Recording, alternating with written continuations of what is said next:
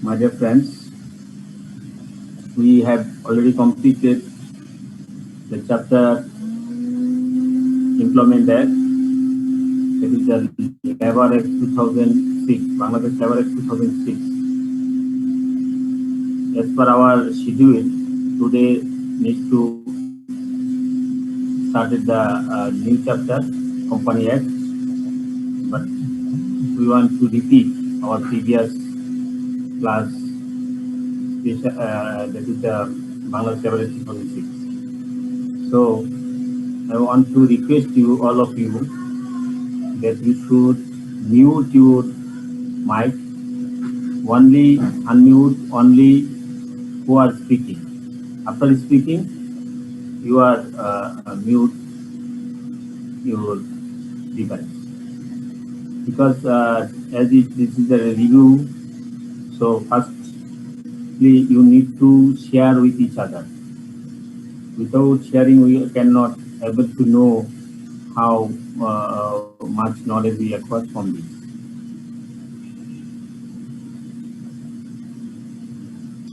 So I want to permit all of you.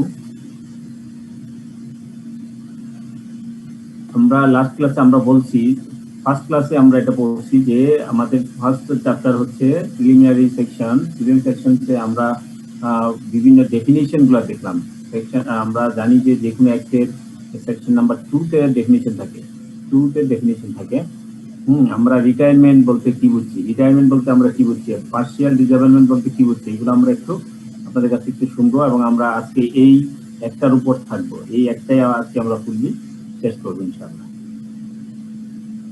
একদিন বলেন retirement বলতে কি বোঝায়? নিশ্চয়ই আপনারা সবাই এই একটা অনেক পড়ে ফেলছেন। এখন জাস্ট আমরা আমাদের এর জন্য সুবিধা হবে, এবং আপনাদের কোনো কোয়ারি থাকলে এর উপর আমরা আলোচনা করব। Retirement means normal termination of a worker on attaining certain of 25 years of service in any enhancement. Thank you. আরেকজন বলেন।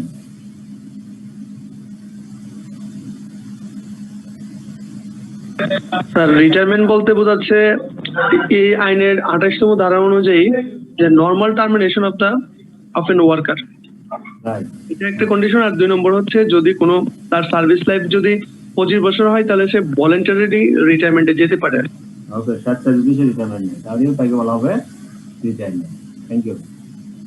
দেন বলা হচ্ছে পার্সিয়াল ডিসেবলমেন্ট বলতে কি বুঝি?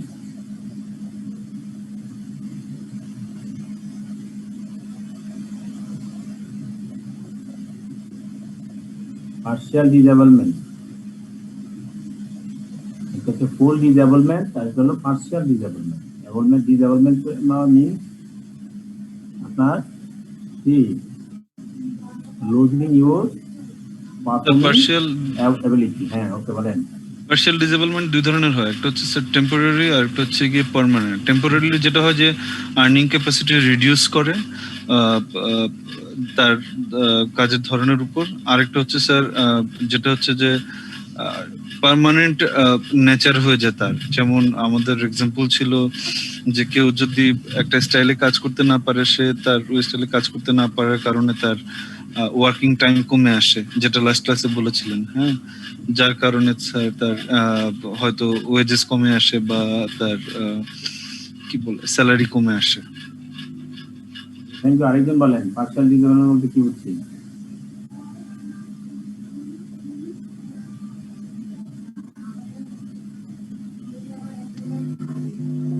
আমি বলবো।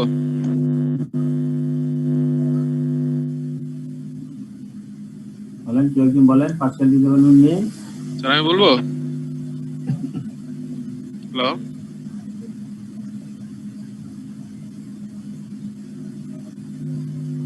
শোনা যাচ্ছে ভাই? বলুন।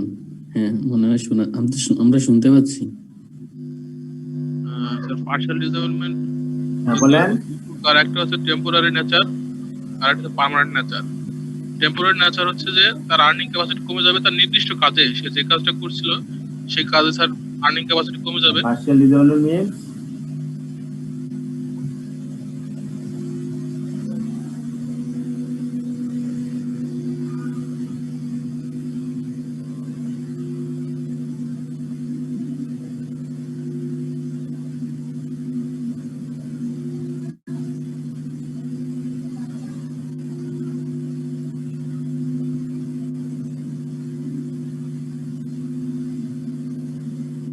শুনতেছেন আপনারা? জি sir. Partial disablement Where the disablement is of temporary nature. তার ডিসেবলমেন্ট টেম্পোরারি নেচারটা হচ্ছে স্যার তার নির্দিষ্ট কাজে সে যে কাজ করছিল সেই কাজে তার আর্নিং ক্যাপাসিটি কমে যাবে। আপনারা আর কি শুনতে পার্মানেন্ট নেচার পাচ্ছেন? হচ্ছে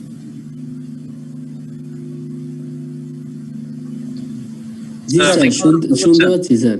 হ্যাঁ, তাহলে পার্সিয়াল ডিসেবলমেন্ট মিন্স, স্যার আমি তো একবার বুঝছি আরেকজন। আরেকজন বলেন।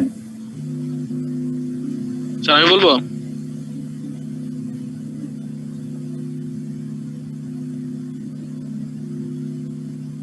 ওকে, তাহলে আমি বলি পার্সিয়াল ডিসেবলমেন্ট মিন্স হচ্ছে আপনার, আমরা যেটা মিনিং এ আমরা যেটা বুঝবো সেটা হচ্ছে তার আর্নিং ক্যাপাসিটি রিডিউস করা of a worker in any employment in which he was engaged at the time of accident. যখন সে অ্যাক্সিডেন্ট করছিল সেই অ্যাক্সিডেন্টের সময় যে কাজটাতে সে এঙ্গেজ ছিল সেটার যদি আর্নিং ক্যাপাসিটি রিডিউস হয়, হ্যাঁ, এই ডিসেবলমেন্টের কারণে, তখন তাকে বলে পার্সিয়াল ডিসেবলমেন্ট।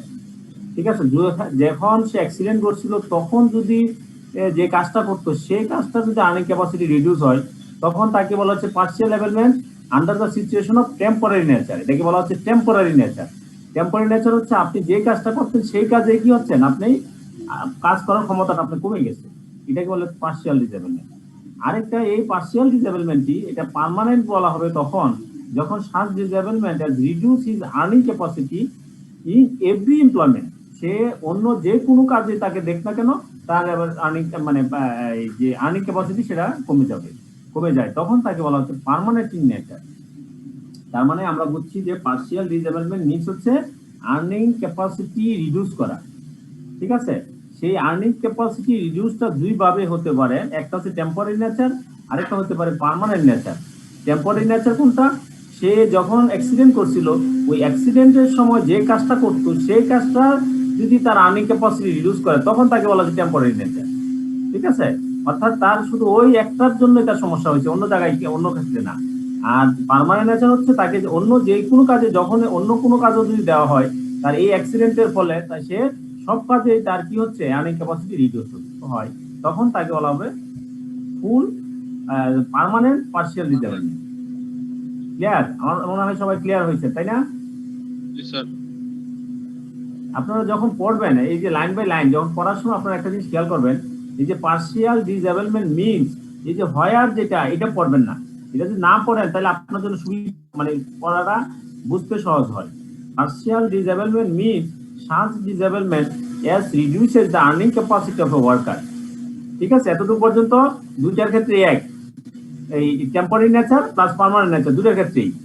হ্যাঁ, in any employment in which he was engaged at the time of accident. সে যখন অ্যাক্সিডেন্টে ঘটছে তো ওই টাইমে সে যেই এমপ্লয়মেন্টে এঙ্গেজ ছিল সেখানকার ডিসেবলমেন্ট যদি হয়ে থাকে তখন তাকে বলা হচ্ছে টেম্পোরারি নেচারের পার্সিয়াল ডিসেবলমেন্ট। আর এখানে আবার দেখেন এই যে এটাও কিন্তু বুঝতে where the disablement is of a permanent nature. Permanent নেচারের যদি হয়ে থাকে তাহলে partial disablement means such disablement as reduces his earning capacity in every employment. every employment, আর এটা বলছে in any employment which engage ছিল সেখানে। ক্লিয়ার? এই হলো জিনিসটা, যদি আপনি একটু সুন্দর করে বুঝে পড়েন তাহলে কিন্তু আপনার মনে থাকবে এবং আপনার মুখস্থ হবে, নাহলে কিন্তু হবে না।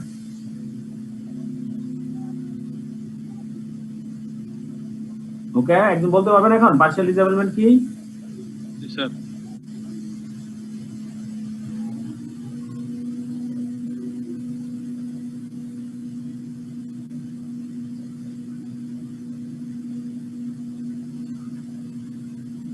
কি কেউ বলবেন না? স্যার, পার্সিয়াল ডিসেবলমেন্টটা হচ্ছে যার দ্বারা কোনো একটা অ্যাক্সিডেন্টের দ্বারা যদি কোনো এমপ্লয়ের কমে যায়, আর্নিং ক্যাপাসিটি কমে যায়, সেটা, এবং সেটা দুই রকম হতে পারে, একটা হচ্ছে টেম্পোরারি নেচার আর একটা হচ্ছে পার্মানেন্ট নেচার। তো টেম্পোরারি নেচারটা হচ্ছে যদি শুধু ওই কাজের জন্য সে ক্ষতিগ্রস্ত হয়ে থাকে সেটা, আর অ্যাক্সিডেন্ট হয়েছে ওই কাজটাই শুধুমাত্র তার আর্নিং ক্যাপাসিটি কমে যায় তখন তাকে বলা হয় টেম্পোরারি নেচার। জি স্যার। আর পার্মানেন্ট নেচারের ক্ষেত্রে every employment who's capable of undertaking at this time, একই সময় যদি পদ থেকে হয়ে যায় স্যার তাহলে সেটা এভরি এমপ্লয়মেন্ট অন্য যে কোনো কাজের ক্ষেত্রে সব কাজের ক্ষেত্রে এমপ্লয়মেন্ট মানে হচ্ছে কাজ এখানে, ঠিক আছে? যে কোনো কাজেই সে দিলে তার আর্নিং ক্যাপাসিটি রিডিউস হয়ে গেল, তখন তাকে বলা হবে পার্মানেন্ট নেচার, সেটা পার্মানেন্ট হয়ে গেছে তার ডিসএবলমেন্টটা। ক্লিয়ার? হ্যাঁ, দেন একজন বলেন ম্যানুফ্যাকচারিং প্রসেস বলতে আমরা কি বলছি?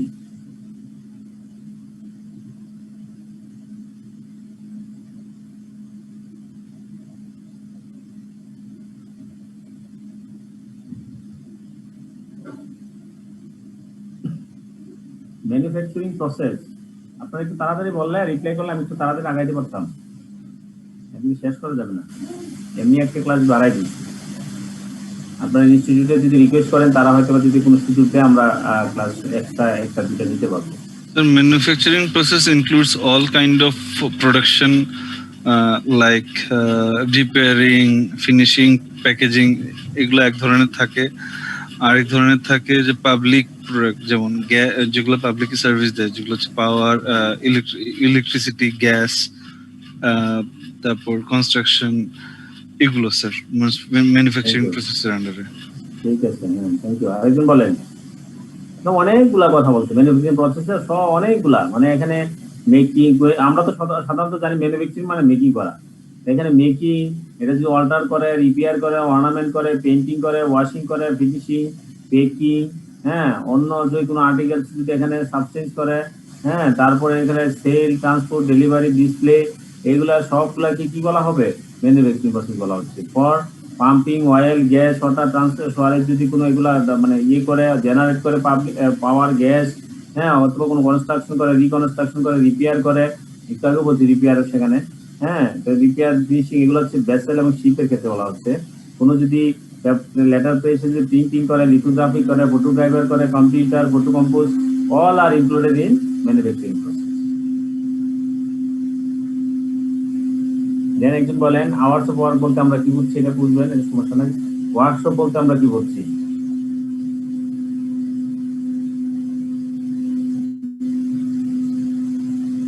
তো ওয়ার্কশপ হচ্ছে আমাদের যে জায়গাটা হচ্ছে প্রোডাকশন কাজটা কন্টিনিউশন হয়, মানে যেখানে আমাকে কি বলে ইন্ডাস্ট্রিয়াল একটা বড়, যেখানে প্রসেসটা যেখানে করা হয়, industrial process carried on, industrial process is carried on, এক লাইনের কথা, ঠিক আছে? পাঁচটা word, any industrial process is carried on, যে কোনো প্রকার ইন্ডাস্ট্রিয়াল প্রসেস যেখানে করা হয় সেটাকে বলা হচ্ছে ওয়ার্কশপ। দেন আমরা ফ্যাক্টরি বলতে আমরা কি বুঝছি? এগুলো আমরা আগে বলছি, এগুলো আমরা দেখে নিয়ে অসুবিধা নেই। অ্যাডভান্স স্কেল বলতে আমরা কি বুঝছি, এটা আমরা গত ক্লাসে ভালো করে আলোচনা করছি। তারপর গ্র্যাচুইটি বলতে আমরা কি বুঝছি? Gratuity Gratuity means wages payable on termination of employment of a worker, which shall be equivalent not less than 30 days. Wages for every gratuity বলতে কি বোঝায়? completed year or any part they are in excess of 6 months.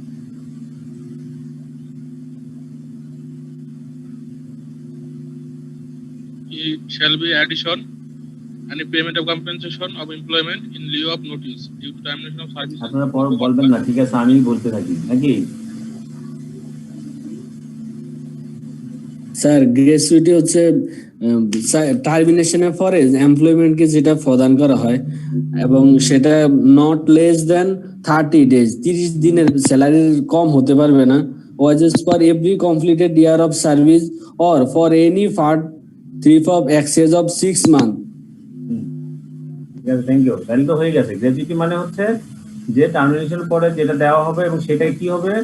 30 days এর যে salary, সেটা প্রতি এক বছরের জন্য 30 ডেজের স্যালারি কম হবে না। প্রতি এক বছর সার্ভিস যে দিচ্ছে, সেই সার্ভিসের জন্য এক মাসের স্যালারি, এক মাসও বলে না, এখানে 30 দিনের স্যালারি কম হবে না, ঠিক আছে? অথবা 6 মাস যদি অতিবাহিত হয়, তাহলে সেটার যে পার্ট দেওয়া হবে, ঠিক আছে? এটা বলা হচ্ছে গ্র্যাচুইটি।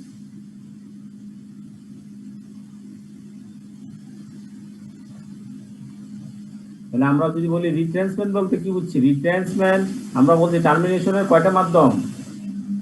এমপ্লয়মেন্ট টার্মিনেশনের 3টি মাধ্যম স্যার। প্রথম হচ্ছে এমপ্লয়মেন্ট টার্মিনেশন কিভাবে হতে পারে? সাইড থেকে হতে পারে, বাই ডিসচার্জ বাই ডিসচার্জ।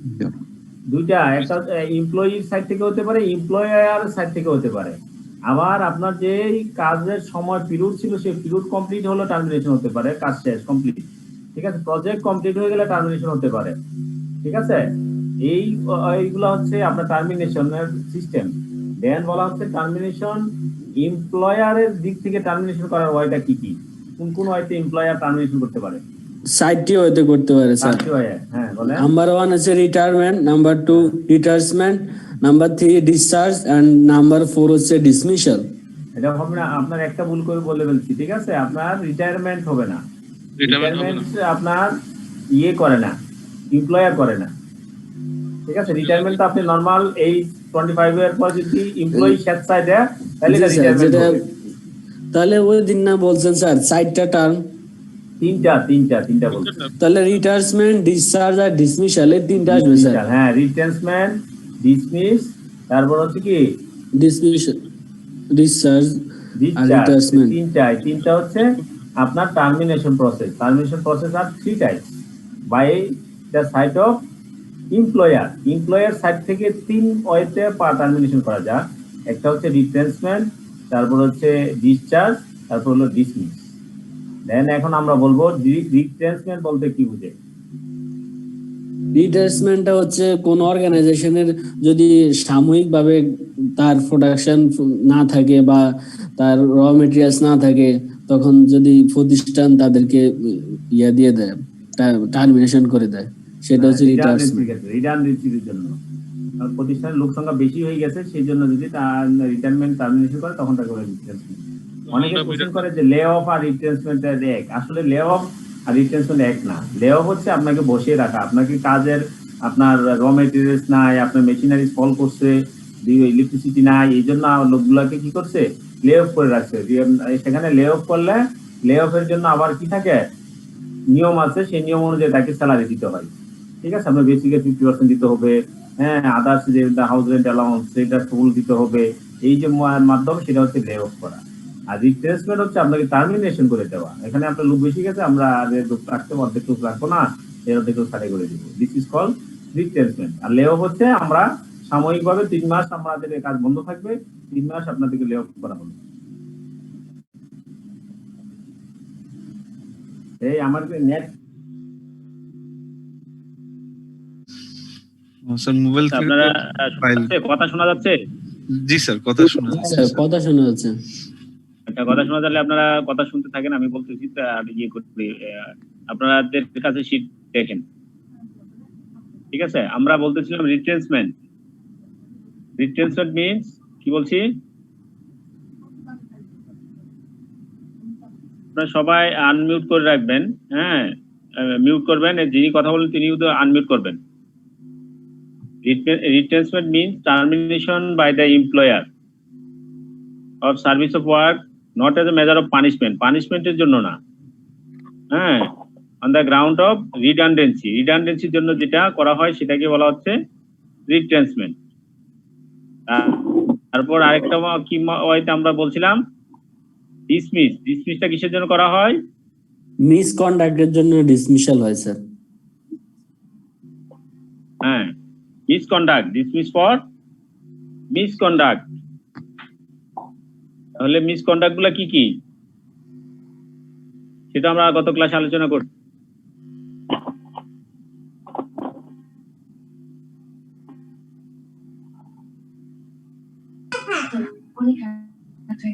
ঘুষ নেওয়া, চুরি করা, সার্ভিস বলতে, হ্যাঁ স্যার আপনার কথা পুরোপুরি আসে না স্যার। রাবারি, হ্যাঁ, হেভিচুয়াল লেট, হ্যাঁ বলেন।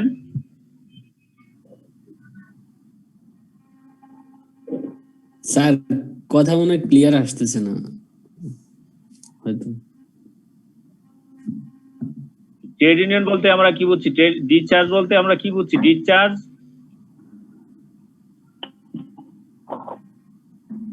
ইনক্যাপাসিটির জন্য ডিসচার্জ করা হয়। এক কাজ করি, আপনাদের কথা আমি খুব ভালো ক্লিয়ার বুঝছি না, আমি বলি আপনারা সবাই মিউট করে রাখেন। Discharge means termination of wages service হচ্ছে কিসের জন্য? Mental incapacity or physical incapacity or continuous ill health is called discharge, তাহলে আমরা তিনটা ডিফারেন্সটা আমরা জানলাম, ডিসচার্জ, ডিসমিস, আর একটা হলো রিট্রেন্সমেন্ট। ডেফিনিশন গুলো আমরা দেখতেছি, তারপর আমরা প্রভিশনটা পরে দেখতেছি। স্ট্রাইক মিন্স কি? স্ট্রাইক মিন্স কোন এমপ্লয়ি তা অথবা একটা গ্রুপ অফ এমপ্লয়ি যদি কি করে, তারা মিলে যদি বলে যে না আমরা কাজ করব না, এরকম করে যদি করে থাকে, তখন তাকে বলা হবে স্ট্রাইক।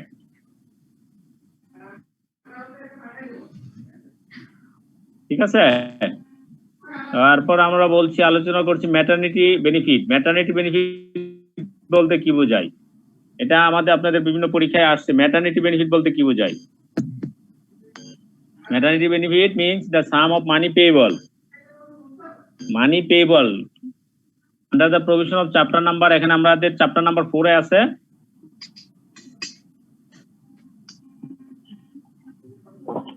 হচ্ছে ম্যাটারনিটি বেনিফিট। কত নাম্বার পেজ?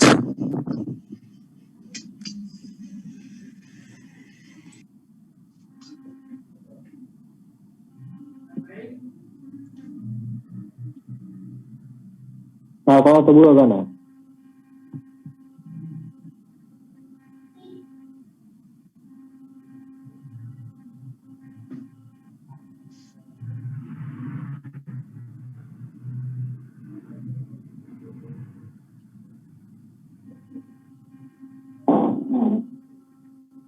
এখন দেখা যাচ্ছে?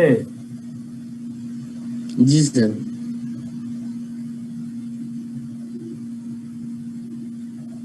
না হলে যে সমস্যা হয়, আপনার রাউটার নাকি ফল করছে। আমি ওরা ফোন দিলাম, নেটওয়ার্কের লোকেরা, ও বলতেছে লোক আসবে আধা ঘন্টা পরে। বললাম যে কি কি ক্লাসের মধ্যে গল্প হলে যে আপনি অন করে অফ করে অন করেন, অফ করে অন করছি ঠিক হয়ে যায়।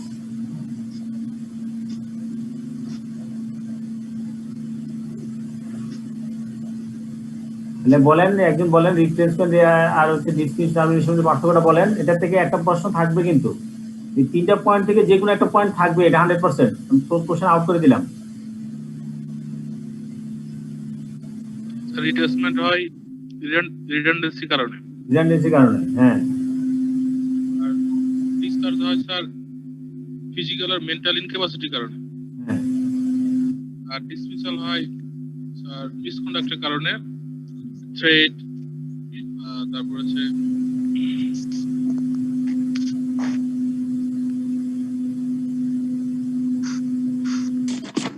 আমরা স্যার ডিসমিস ঠিক আছে, এবার বললে হবে না। ডিসমিস এবং ডিসচার্জ দুইটাই পানিশমেন্ট, কিন্তু রিট্রেন্সমেন্ট কোনো পানিশমেন্ট না। পানিশমেন্ট না। ওকে, থ্যাংক ইউ। এটাও একটা পয়েন্ট। হ্যাঁ, রিট্রেন্সমেন্টের ক্ষেত্রে আমি একটা প্রভিশন বলছিলাম, কালকে পড়াইছিলাম গত ক্লাসে। এটা কি বলেন? রি-এমপ্লয়মেন্টের যে প্রভিশনটা বলেন। রি-এমপ্লয়মেন্টের ক্ষেত্রে হচ্ছে স্যার, ওই প্রতিষ্ঠানে যদি 1 বছরের মধ্যে কর্মী লাগে, তাহলে যাদেরকে রিটার্নসমেন্ট করা হয়েছে তাদের থেকে নিয়োগ দেওয়া হবে। তবে শর্ত থাকে যে সেখানে যে সবচেয়ে সিনিয়র ছিল আর কি, সিনিয়রিটিকে প্রায়োরিটি দিয়ে নিয়োগ দেওয়া হবে স্যার। Thank you. এবং রিপ্লেসমেন্ট যখন করা হয় তখন ওই সিনিয়রিটিটা দেখা হয়। সিনিয়রিটি বলতে এখানে হচ্ছে লেন্থ অফ সার্ভিসের সময়টা দেখা হয়। হ্যাঁ, দেন আমরা বলছি কমার্শিয়াল এস্টাবলিশমেন্ট কি, সেটা বললাম। ওয়েজেস কি, সেটা আমরা আলোচনা করছি। আমরা একটু আগাই সামনের দিকে। লে অফটা কি? লে অফটা বলেন। Lay of is not a method of termination. লে অফ কিন্তু টার্মিনেশন একটা মেথড না। ঠিক আছে, এখন লে অফটা কি বলেন, এখানে লেখা আছে, বলেন। লে অফ হয় account of shortage of coal, power আর raw material, or the account of stock or the breakdown of machinery to keep employment to a worker. এগুলো আমরা ডেফিনিশন গুলো দেখলাম। পরবর্তীতে এখন আমরা দেখবো এটার নিয়মটা কি, আইনটা কি, সেটা আমরা এখন দেখবো। তারপর হচ্ছে আমরা বলছি যে ক্লাসিফিকেশন অফ ওয়ার্কারের প্রকারভেদ, কত প্রকারের ওয়ার্কার থাকতে পারে এটা বলেন।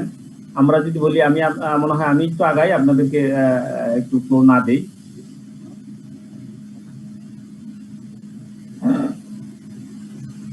Classification of workers and period probation. Workers employed in any establishment shall be classified in any of the following classes according to the nature and condition of work.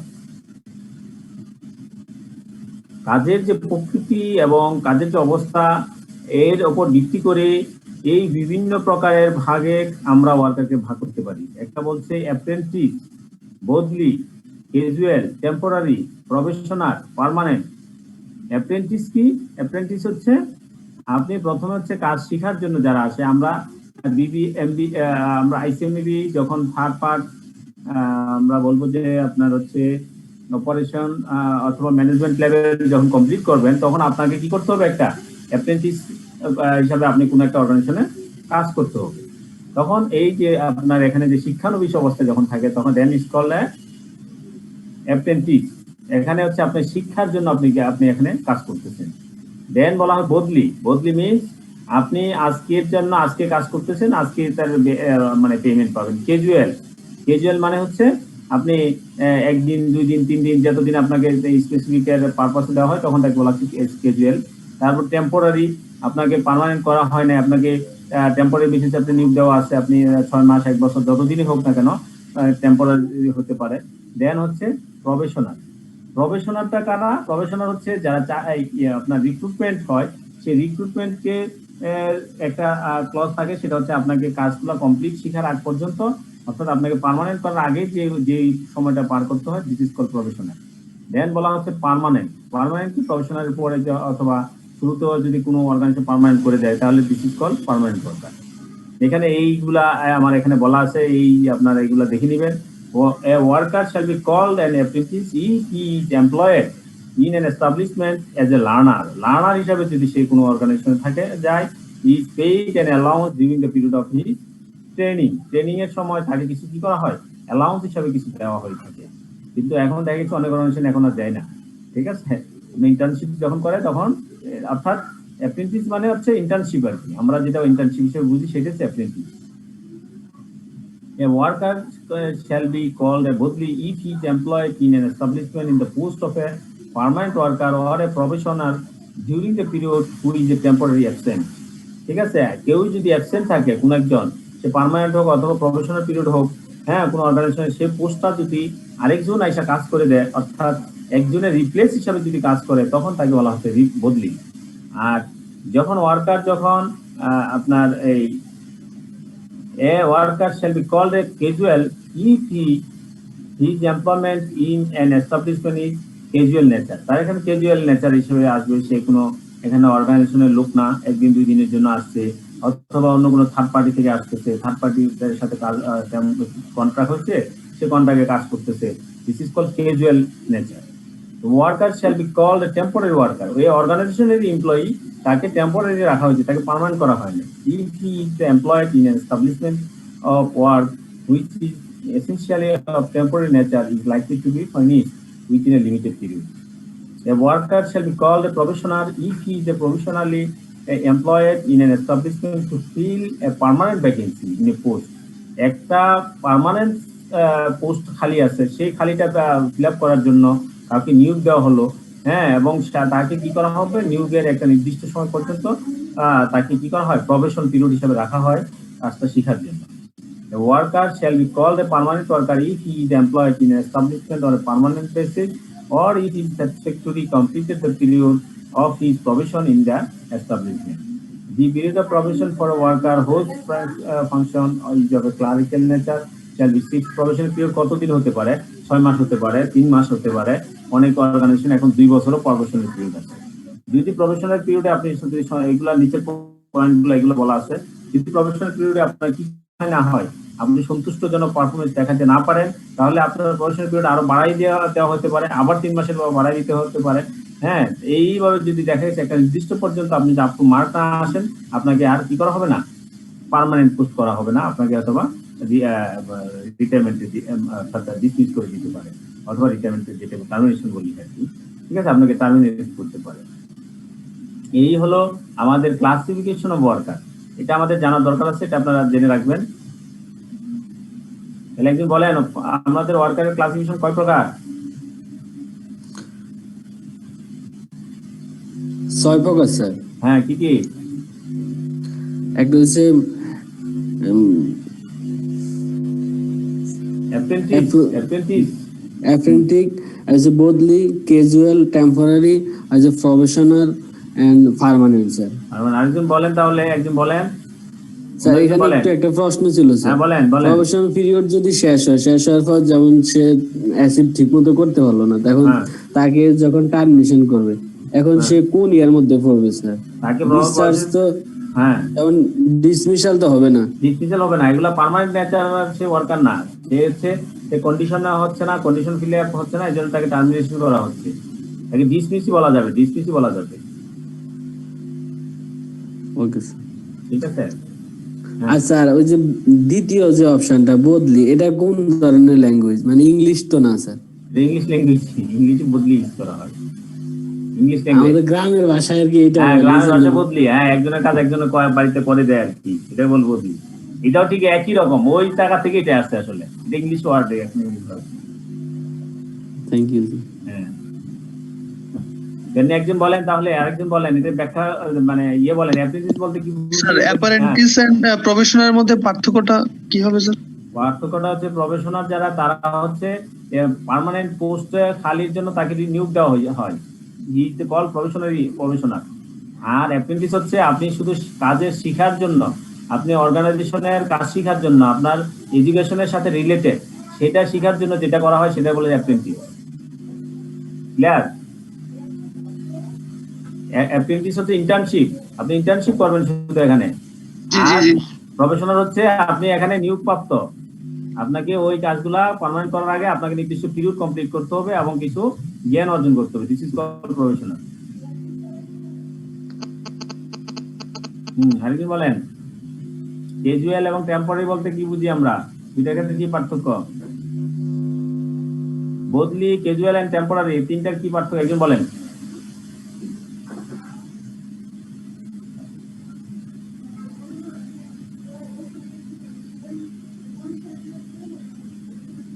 বলেন, বদলি বলতে আমরা কি বলছি? স্যার বদলি বলতে একজনের কাজ আরেকজনকে দিয়ে করিয়ে নেওয়া, এটাকে বদলি বলা হচ্ছে।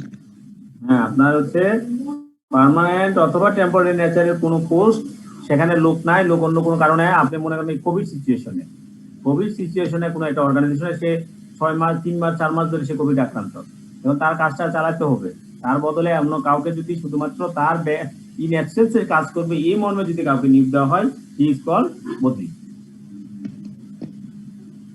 ঠিক আছে, সেটা 3 মাস হতে পারে, 6 মাস হতে পারে, 15 দিন হতে পারে, সে যখন আসবে তখন তার কাজ চাকরি শেষ। দেন বলা ক্যাজুয়াল বলতে কি বুঝছি? ক্যাজুয়াল মানে স্যার পার্মানেন্ট জব না আর কি স্যার, এটা মানে বা প্রতিষ্ঠানের রিলেভেন্ট জব না, মানে তাকে আউটসোর্সের মাধ্যমে নেওয়া হয়। আউটসোর্সের মাধ্যমে নেওয়া হতে পারে, দিস ইজ কল্ড ক্যাজুয়াল। ঠিক আছে, this is called casual. Outsourcing এর নরমালি আসলে এটা আউটসোর্সিংটা এইভাবে মেইনলি বোঝানো হয় ক্যাজুয়াল। হ্যাঁ, বা অথবা আপনার ডে ওয়ার্কার হিসাবে আপনার নেওয়া হলো, অথবা আপনাকে এটা ইয়ে হিসাবে নেওয়া হলো, this is called casual. Temporary বলতে কি বুঝি?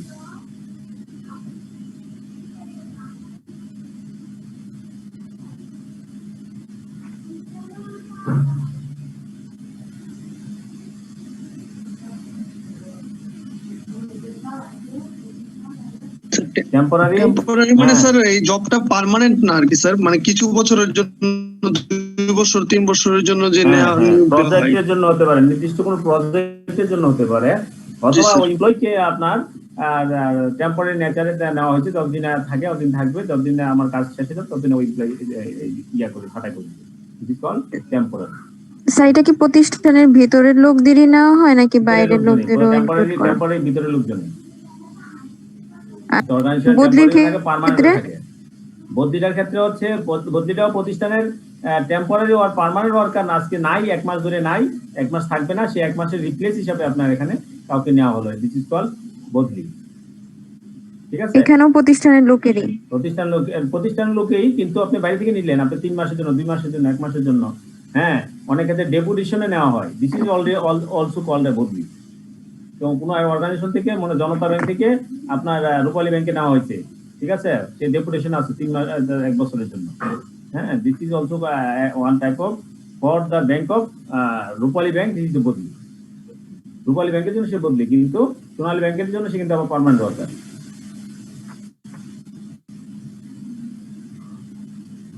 ঠিক আছে, তাহলে আমরা এগুলো আপনারা দেখবেন বাসায়। দেন বলা আছে আসলে আপনার আসলে আমরা এমনি আমাদের অনেক বড় সিলেবাস, তার মধ্যে সময় অনেক নষ্ট হয়ে গেছে, শেষ করতে পারবো কিনা। সার্ভিস বুক,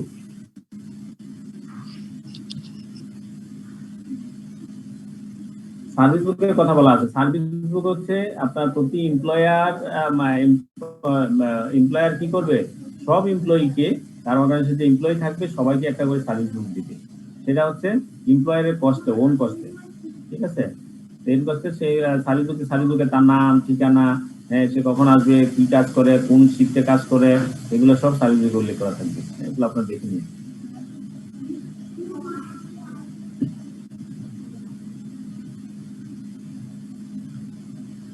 দেন আপনাদের একটা জিনিস আসে death benefit, provision related to death benefit সম্পর্কে প্রভিশনটা কি। যদি কোনো worker, if A worker died while in service after a continuous service of not less than 3 years, 3 বছরের নিচে যদি কোনো কেউ কাজ করে না, এর চেয়ে বেশি অর্থাৎ 3 বছর অথবা তার বেশি সময় ধরে যদি কোনো ওয়ার্কার কন্টিনিউয়াস সার্ভিস দিয়ে থাকে, his nominee or in the absence of N nominee অথবা তার নমিনির অ্যাবসেন্সে ডিপেন্ডেন্ট, তার যে মানে অধীনস্থ যিনি যারা থাকেন, shall be paid by the employer at the rate of 30 days for every completed year of service or for any part thereof in excess of 6 months or gratuity, if any, whichever is higher. In addition to any other benefit to which worker would have been entitled had he retired from service. অর্থাৎ death benefit হচ্ছে এরকম কোন worker যদি মারা যায়, এবং সে যদি 3 বছরের চেয়ে বেশি সময় কাজ করে থাকে, তাহলে তার যে নমিনি থাকে সে নমিনি পাবে, অথবা তার যে ডিপেন্ডেন্ট থাকবে তাদেরকে পেমেন্ট করতে হবে।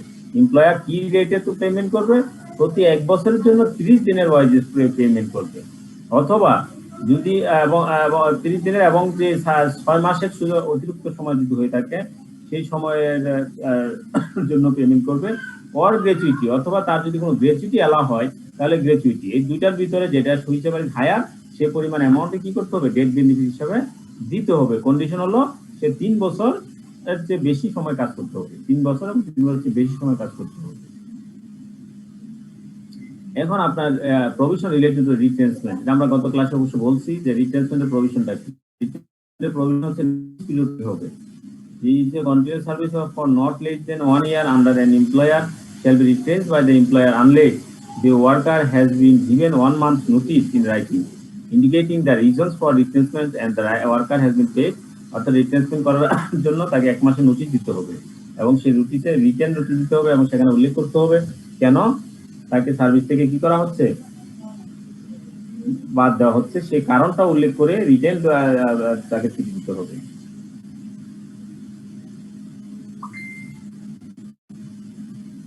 তারপর বলা হচ্ছে এই নোটিশের কপি একটা চিফ ইন্সপেক্টর, এটা আমরা গত ক্লাসে আলোচনা করছি। রি-এমপ্লয়মেন্ট অফ রিটেন্স ওয়ার্কার, আমরা একটু আগে যেটা কথা বলছিলাম, রিটেন্স ওয়ার্কারদের রি-এমপ্লয়মেন্টের ক্ষেত্রে কি হবে, এটা আমরা একটু আগে আলোচনা করছি, আমরা আপনারা দেখে নিন।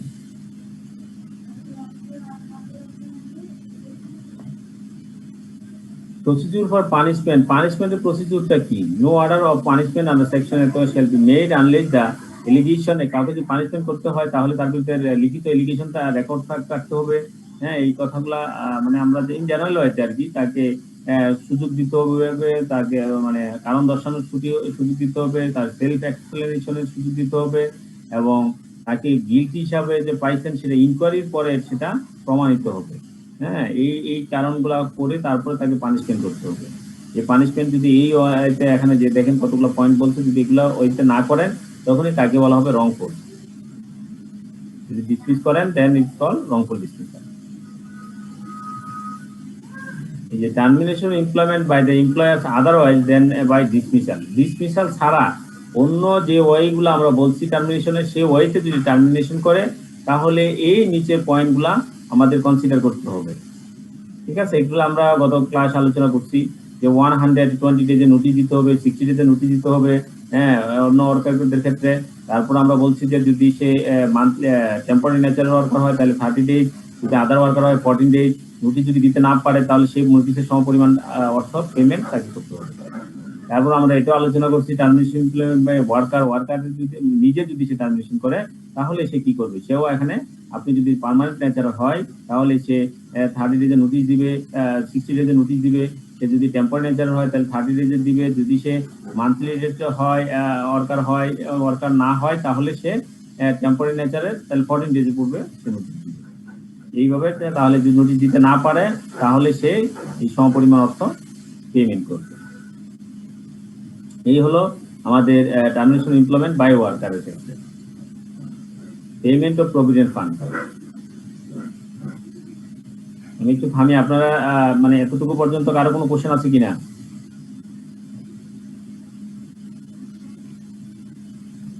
কারো কোনো কোশ্চেন আছে?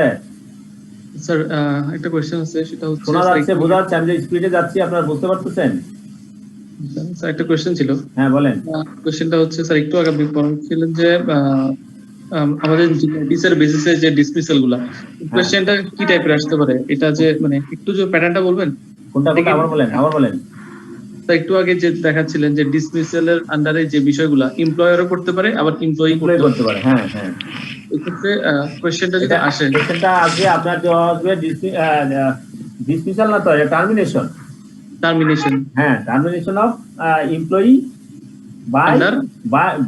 by employer, termination of employee by employer or worker, termination of employee na, termination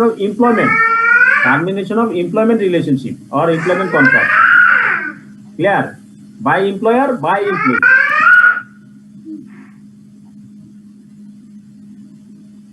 আর কারো কোশ্চেন আছে?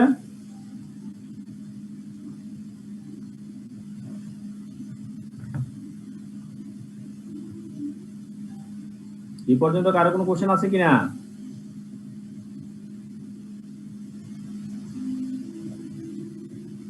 দ্রুত বলতে হবে, কিন্তু আমি ধরে নিচ্ছি নাই নাকি।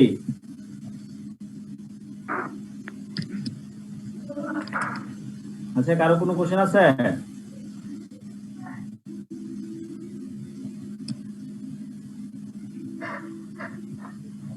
ধরে নিচ্ছি নাই।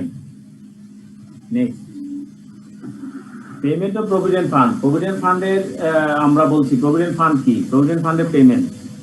No worker who is a member of any provident fund shall be deprived due to retrenchment, dismissal, removal, discharge, termination of service of the benefit of the provident fund including the employers contribution thereto if he is entitled to it under the rules of that fund. অর্থাৎ provident ফান্ডের rules থাকে, সেই নিয়ম অনুযায়ী কোনো worker যদি কে deprive করা যাবে না। এই প্রভিডেন্ট ফান্ডের আন্ডারে যে মেম্বার যারা থাকবে সবাইকে কি করতে হবে? আপনি রিট্রেন্সমেন্ট করেন, ডিসমিস করেন, রিমুভাল করেন, ডিসচার্জ করেন, টার্মিনেশন করেন, যেভাবেই করেন না কেন, যদি সে প্রভিডেন্ট ফান্ডের মেম্বার হয় এবং সেখানে যে রুলস আছে সেই রুলস অনুযায়ী এই প্রভিডেন্ট ফান্ডের টাকাটা তাদেরকে দিয়ে দিতে হবে। অনেক অর্গানাইজেশনে দেখা গেছে ডিসমিস করলে প্রভিডেন্ট ফান্ডের টাকাটাও রেখে দিতে চায়।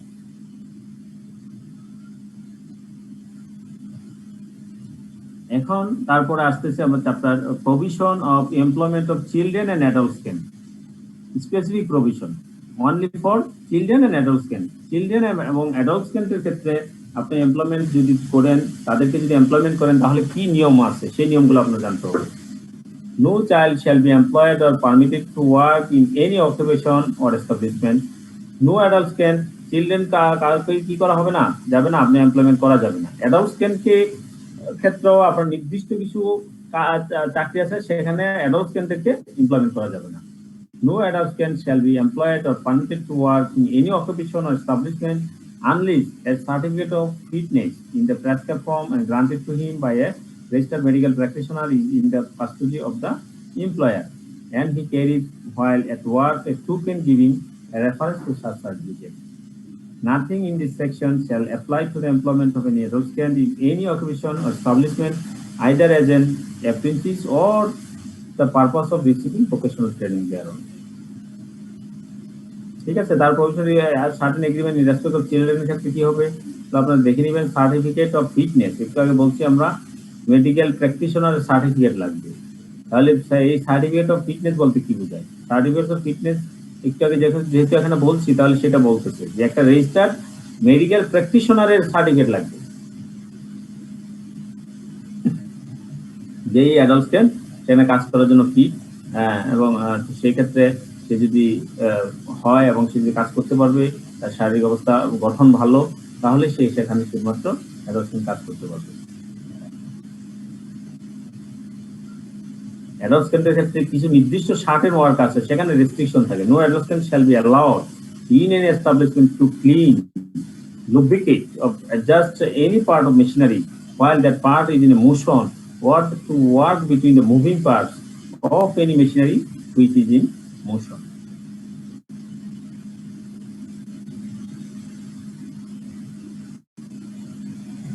কোন প্রভিশন, আরেকটা প্রভিশন আছে যে অ্যাডাল্ট স্কিনের ক্ষেত্রে তাদেরকে no adult skin shall be employed in any underground or under water work.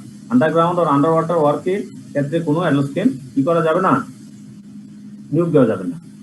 এখানে বলা আছে কিছু যে রেস্ট্রিকশন, এখানে রেস্ট্রিকশন আছে। No adult skin shall be allowed in establishment to clean, lubricate, adjustment. যদি আপনার পরীক্ষার কোশ্চেন আসছে যে অ্যাডাল্ট স্কিনের ক্ষেত্রে provision related to employment of adult skin, সেক্ষেত্রে আপনি এখানে অ্যাডাল্ট স্কিনের কথাগুলো এই প্রভিশন এখানে দেওয়া যাবে না। তাদেরকে মেডিকেল ফিটনেস সার্টিফিকেট দিতে হবে, হ্যাঁ, তারপরে তাদের দিতে হবে এই অ্যাডাল্ট স্কিন, এই পয়েন্ট এবং ওই নিচের পয়েন্টগুলো আপনার উল্লেখ করতে হবে।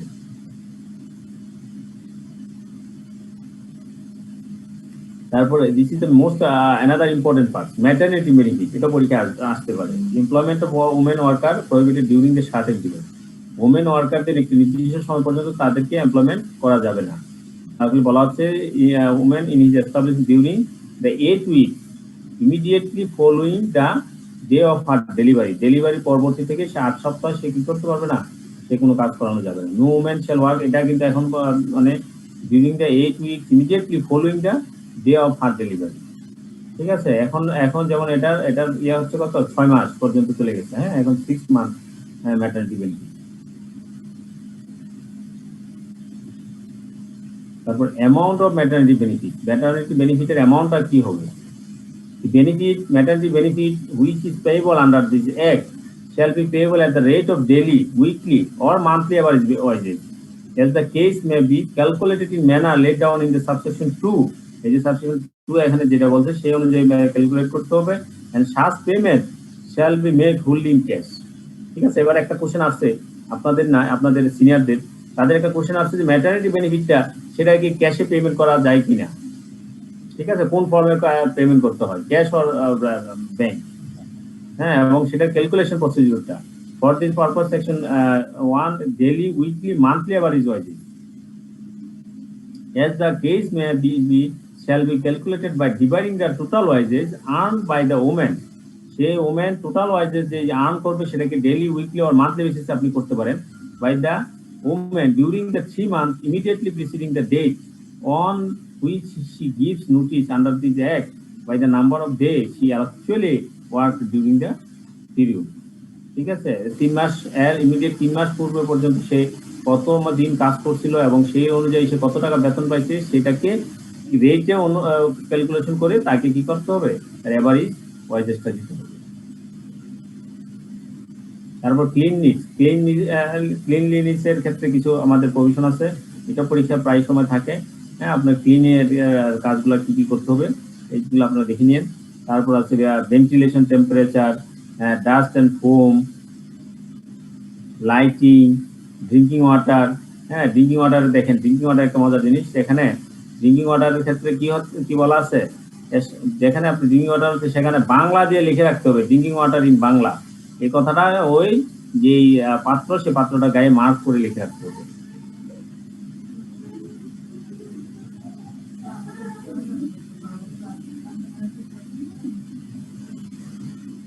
যেন আপনারা বলেন আপনাদের কাছ থেকে কথা মানে কোশ্চেন আনসার দিতে থাকি, তাইলে আমাদের জন্য সহজ হবে। স্যার ওই প্রভিশনটা একটু আবার বলতেন যে যখন ম্যাটারনিটি লিভ দেওয়া হবে 3 মাসের স্যালারি এভারেজ করে, এটা একটু বুঝে নিয়েছেন। দেখে স্যালারি কিভাবে ক্যালকুলেশন করবেন সেটা বলছে। স্যালারি ক্যালকুলেশনের প্রসেসটা হচ্ছে যখন ম্যাটারনিটি লিভ নিচ্ছে এর থেকে 3 মাস পূর্বে সময়ে সে কতদিন সে আপনার এখানে উপস্থিত ছিল, কতদিন কাজ করতো এবং সেই জন্য সে কতদিনের বেনিফিট নিচ্ছে সেই ক্যালকুলেশন। অর্থাৎ ওই আগের যে 3 মাসের আগে যে স্যালারি, ওই স্যালারি অনুযায়ী আপনি হিসাব করতে হবে। এটা হলো মূল কথা, মুদ্রা কথা। ক্লিয়ার? Yes, sir. যেহেতু 3 মাসের মানে 2 মাস ছুটি থাকে সে 4 মাসের ছুটি থাকে, 4 মাসের কত দিন ডে ওয়াইজ অথবা উইকলি অর মান্থলি বেসিসে আপনি ক্যালকুলেশন করতে পারেন। একটা কোশ্চেন ছিল প্রিভিয়াস ক্লাসে। হ্যাঁ বলেন। প্রিভিয়াস ক্লাসে আলোচনা করছিলেন civil liability for occupational injuries. হ্যাঁ। বুঝি না, আবার বলেন।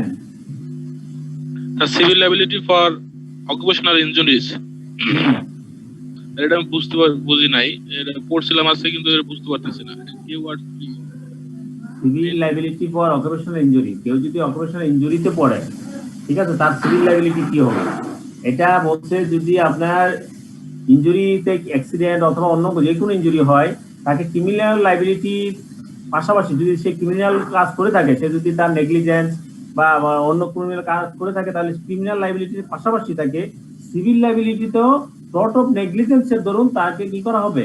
দোষিত সাব্যস্ত করা হবে, লাইবল করা হবে, মামলা করতে পারবে। Criminal liability as well as civil liability তো করতে পারবে, সেটা বলছে civil liability for occupational injury. একটা হচ্ছে social security compensation. Social security compensation সেটা হচ্ছে, সেটা আপনার যে আপনি কাজ করতে গিয়ে যে ওয়ার্ক রিলেটেড যারা আছে তাদেরকে যেন কোনো ক্ষতি না হয়, তাদের ক্ষেত্রে ক্ষতি হলে তাদেরকে কম্পেনসেশন দিতে হবে। হ্যাঁ, ক্ষতি হলে তাদের জন্য বেনিফিটের সুযোগ রাখতে হবে। This is called social security compensation. Thank you sir. Okay, welcome. Next আর কারো কোনো কোশ্চেন থাকলে বলেন। এতটুকু পর্যন্ত আমরা কিন্তু একটু দ্রুত গেছি, আপনারা যারা যদি বাসায় পড়ে থাকেন তাহলে সুবিধা হবে, কারণ আমার আজকের ক্লাসটা ইন এডিশন নিচ্ছি এই চ্যাপ্টারের জন্য।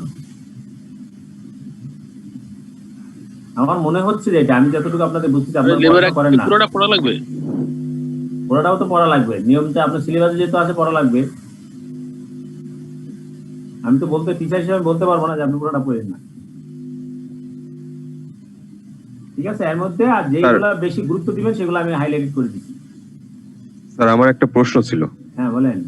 স্যার প্রভিডেন্ট ফান্ড কি বাধ্যতামূলকভাবে কোনো কোম্পানি দিতেই হবে নাকি না দিলেও সমস্যা নেই? না দিলেও সমস্যা নেই, বাধ্যতামূলক না বাংলাদেশে। আচ্ছা, থ্যাংক ইউ স্যার।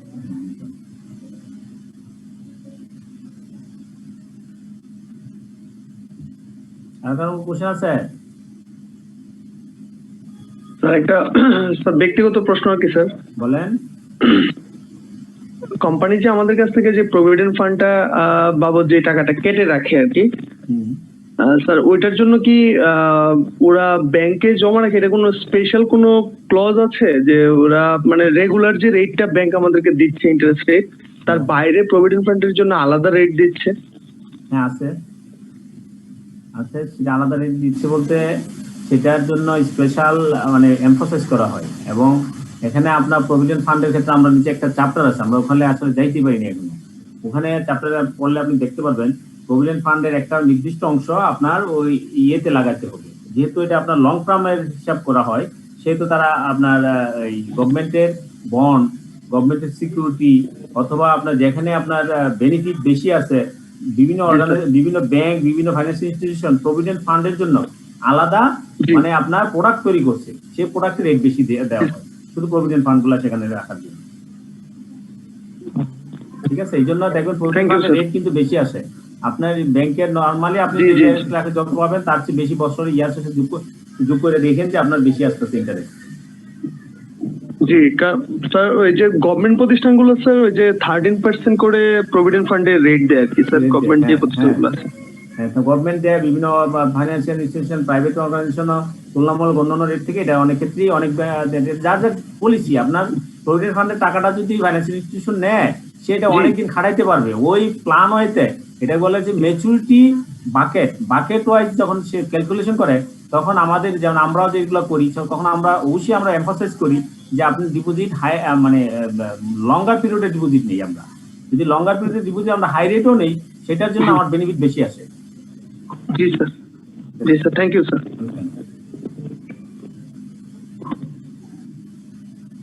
আর কারো কোনো কোশ্চেন আছে?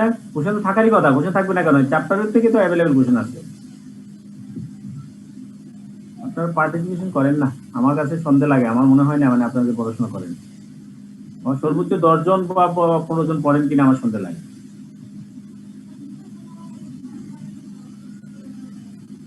আপনার এই যে আপনার স্যার এই চ্যাপ্টারটা কি স্যার আজকে ক্লোজ করবেন স্যার নাকি স্যার আর সামনে ক্লোজ করবো, আর এটাতে সামনে যাব না।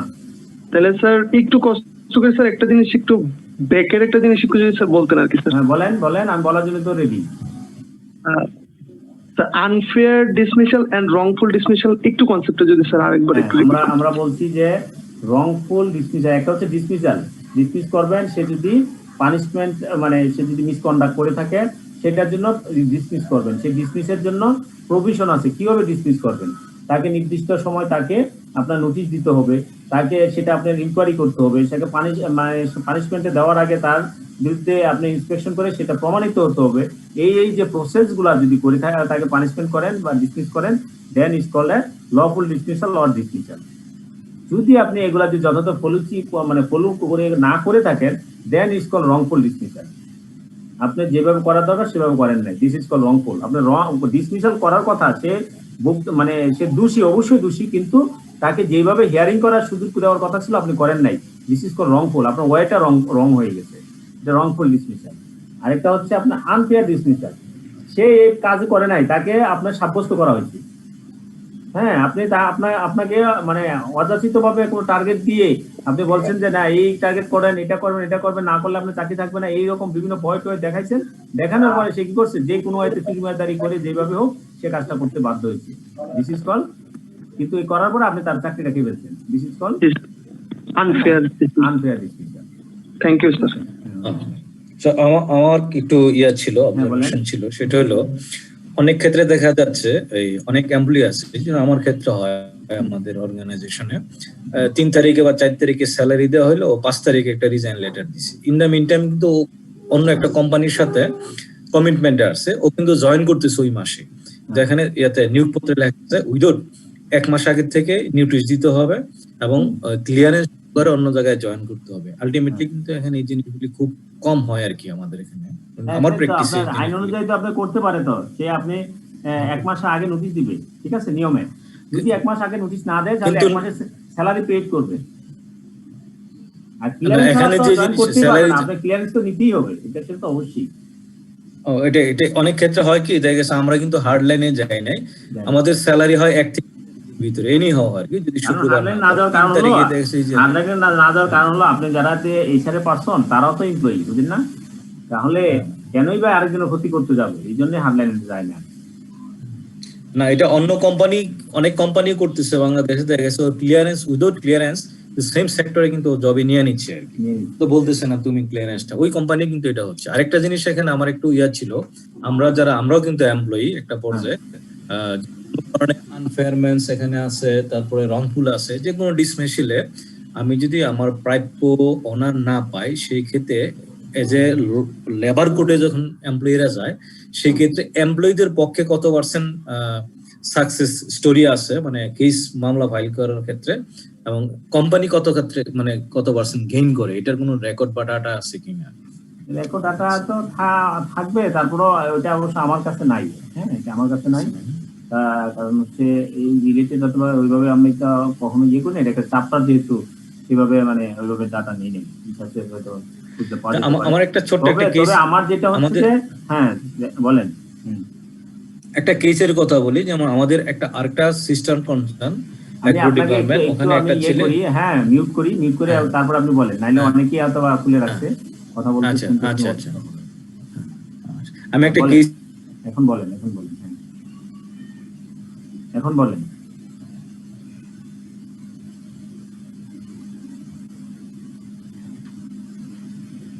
হ্যাঁ কন্টিনিউ করেন।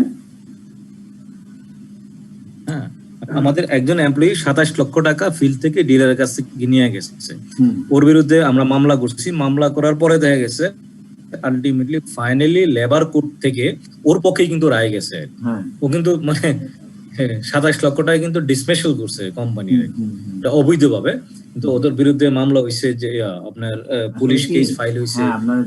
ফাইনালি কিন্তু লেবার কোর্ট ওর পক্ষে কিন্তু রায় দিবে। কেন রায় দিবে? কারণ লেবার তো আসলে সবসময় ওর ক্ষেত্রে হয়তো মানে এক্সেপশনাল হয়েছে, লেবাররা সবসময় ডিপ্রাইভ হয়, এই জন্য।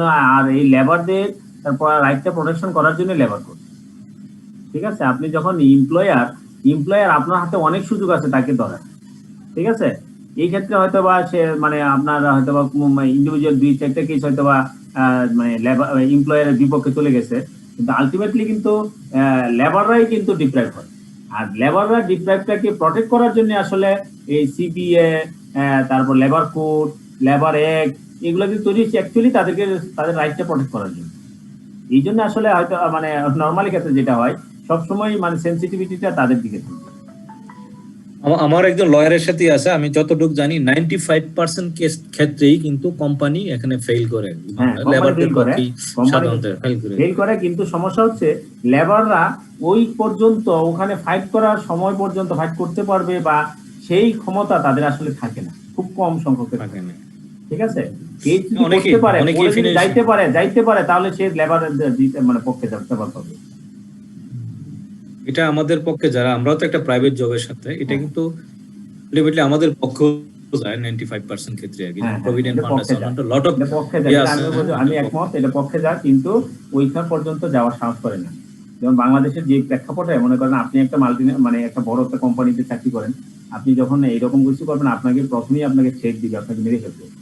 আপনি ভয়ে তো আপনি ওখানে যাবেন না যে আমার নামে যদি ইয়ে করবি তোরকে তো উঠে। ঠিকই তাদের উপর কিন্তু বাহিনী আছে, যত টপ লেভেল তাদের সবারই বাহিনী আছে। সুতরাং এই জন্য মানুষ সাহসের মানে সাহসটা করে কম। তবে একবার যদি যাওয়া যায় সাহস করে, ওরা কিন্তু কম পক্ষে কিন্তু রায়গুলি যাচ্ছে। হ্যাঁ, ওকে, থ্যাংক ইউ। আপনারা মানে ভালো কিছু আপনাদেরকে শেয়ার করার জন্য আমরা সবাই জানলাম। ওকে, নেক্সট অন্য কারো কোনো কোশ্চেন আছে?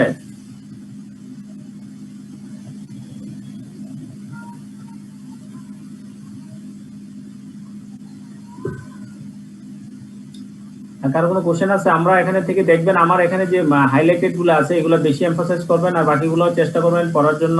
স্যার সময় শেষ হয়ে গেছে দিন স্যার। তাহলে একটু আমাকে একটু সময় দেন, 2-4 মিনিট। এখানে ক্লাস শিটটা আমার কাছে নাই, মিস করলাম কিনা জানি না আর কি। হ্যাঁ বলেন।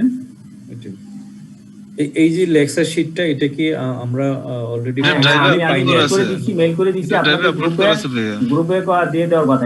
এটা কিছুই না, এটা আমি পিডিএফ থেকে ওয়ার্ডে কনভার্ট করে যা শুধু এখানে আপনার কালার করছি আর কি। ঠিক আছে, এখন পিডিএফ থেকে কনভার্ট করে অনেক সময় দেখবেন যে লেখা ছুটে গেছে, বানান ঠিক নাই, এগুলো কিন্তু আপনারা দেখে নিয়েন, এগুলো কিন্তু সমস্যা হয়। কারণ যখন কনভার্সন দেন তখন অনেক সময় সমস্যা হয়। হ্যাঁ, আবার ওই যে বইগুলি দেখলাম তো, বইগুলিতে আপনার মতো সুন্দর নাই আর কি, অনেকগুলি মিসিং। বইয়ের কথা আমি প্রথম ক্লাস থেকে শুরু করে এই পর্যন্ত বললাম, আপনারা কখনো বই দেখবেন না। আপনার হচ্ছে বই দেখবেন কোনটা, যে বই একটা আছে শুধু সরাসরি একটা দেখবেন, আইনটা দেখবেন। আমার চ্যাপ্টারের ফুল হচ্ছে আপনি এক দেখবেন, এর বাইরে আপনি যাবেন না। ঠিক আছে, বাজারে অনেক বইয়ের কথা শুনছি, অনেক বড় বড় রিপুটেশনের লোক, তার অনেক বড় ডিগ্রি, 3-4টা ডিগ্রি আছে, প্রফেশনাল ডিগ্রি, কিন্তু তার বইয়ের ভিতরে সব বই। ঠিক আছে, সুতরাং আমি বারবার বলি যে আপনার বইয়ে যাবেন না। আমরা ছোট লেভেলের, আমরা নিচের লেভেলের আছি, আমরা যেটা বুঝি সেটাই আমরা কাজ করব। আমরা আমাদের শুধু আইন, সরাসরি আইন দেখবো, অন্য জায়গায় আমরা যাবো না। ক্লিয়ার? আপনারা এখানে হুইচ এন্ড লিভ সম্পর্কে প্রফেশন আছে সেটা দেখবেন। তারপরে ফ্লোর, চেয়ার কিরকম হবে সে এস্টাবলিশমেন্ট, এগুলা বেনিফিট হবে যে আপনি এখন যদি পড়েন আপনার অপারেশন লেভেলে ফুললি এখান থেকে 20 মার্কস থাকবে, আপনার বিজনেস লেভেলে থাকবে 10 মার্কস, কিন্তু আপনি অপারেশন লেভেলে এটার থেকে এই চ্যাপ্টার থেকে থাকবে 20 marks. This is the most important chapter for your ICMAB exam, not only fundamental of ethics or business law.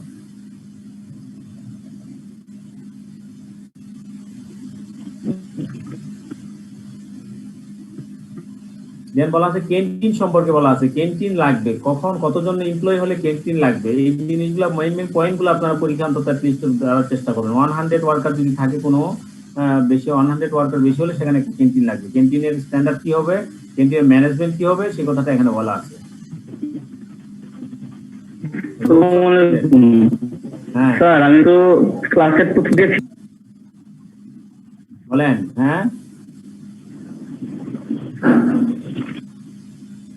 তারপর বলা হচ্ছে আপনার চিলড্রেন বা বাচ্চাদের খেলার জন্য, বাচ্চাদের খেলাধুলার জন্য রাখার জন্য সেই ব্যবস্থা রাখতে হবে।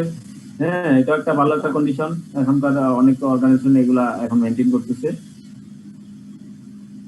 উইকলি হলিডে কি হবে, কম্পেনসেশন, হলিডে কম্পেনসেশনের ক্ষেত্রে কি হবে, কথাগুলো এখানে এক্সট্রা অ্যালাউন্স ওভারটাইম করলে সেটা অ্যালাউন্স কি পাবেন, হ্যাঁ, এক্সট্রা অ্যালাউন্স কত % দিতে হবে, ক্যাজুয়াল লিভ, সিক লিভ, লিভের ক্ষেত্রে যেটা, এই লিভেরটা আমরা দেখতে পারি না। লিভ কিন্তু আপনার প্রফেশন রিলেটেড উইথ লিভ, সেটা কিন্তু আপনারা দেখবেন। Leave,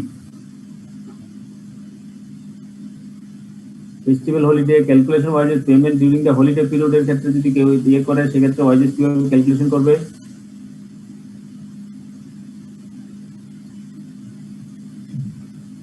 sir calculation, wages calculation করা লিভের, এই ক্ষেত্রে কি সব প্রতিষ্ঠান একই রুলস ফলো করে নাকি?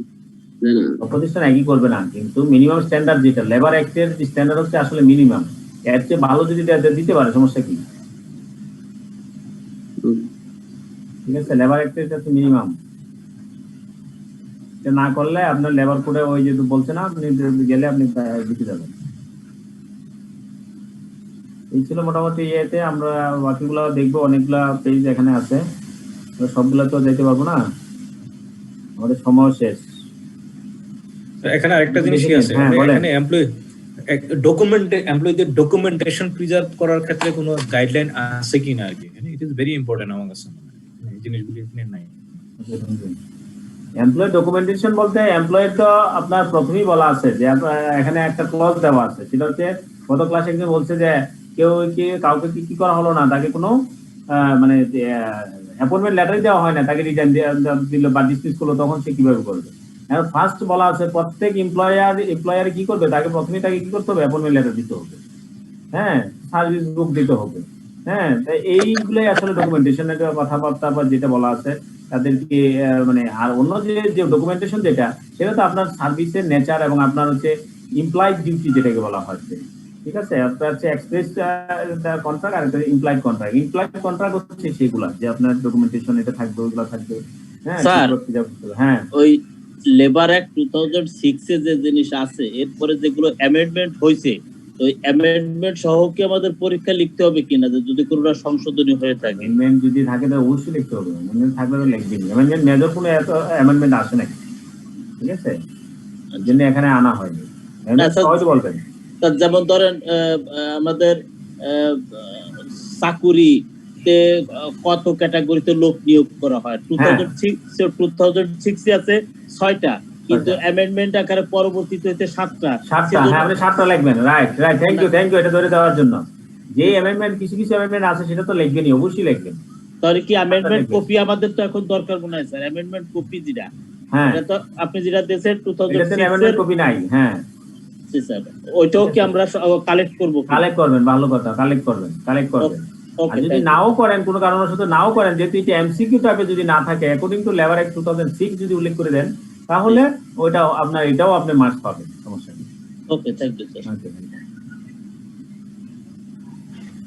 স্যার আগামী ক্লাসে যে লেকচার শীট গুলো দেওয়া হয়েছে sir, company finance and administration, এর সাথে স্যার বিএসএস 1 দেওয়া, এগুলা কি আমাদের না তো স্যার? আমাদের কি না?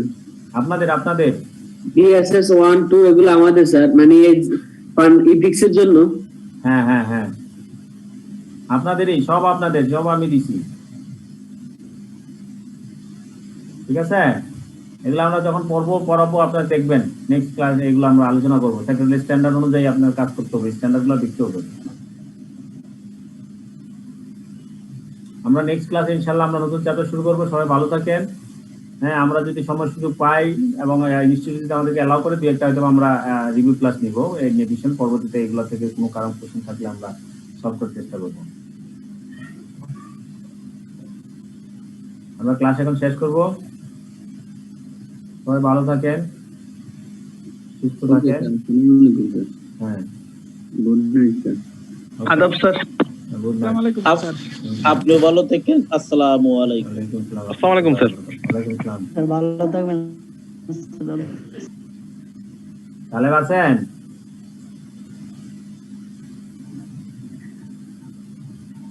তাহলে আছেন নাকি?